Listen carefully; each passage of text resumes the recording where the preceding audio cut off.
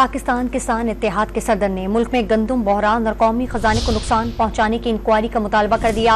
इस सिलसिले में वज़ीर आज़म को खत भी लिखा गया है। तफसील जानते हैं, डॉन न्यूज़ के नुमाइंदे अली वकार हमारे साथ मौजूद हैं। अली वकार, वज़ीर आज़म को लिखे गए खत में मौक़िफ़ क्या अपनाया गया है?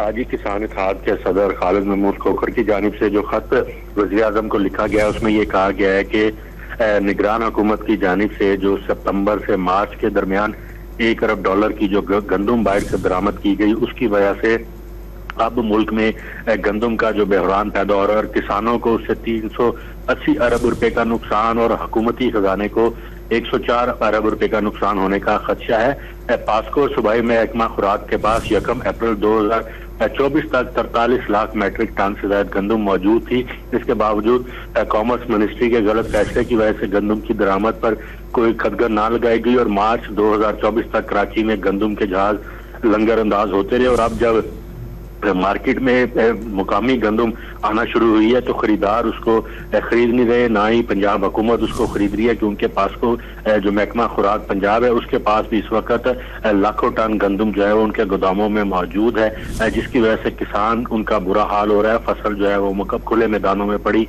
खराब हो रही है। इस पर उन्होंने वज़ीर आज़म पाकिस्तान से मुतालबा किया है कि एक आला सतह कमेटी बनाई जाए जो इस मामले की इंक्वायरी करे कि इन्होंने क्यों गंदम बाहर से मंगवाई और $1 अरब खर्च अवाम का $1 अरब खर्च कर अब किसानों को अरबों रुपए का जो नुकसान पहुंचाया जा रहा है उसके जिम्मेदारों के खिलाफ कार्रवाई अमल में लाई जाए। बहुत शुक्रिया तमाम तफसीलात से आगाह करने के लिए अली वकार आपका।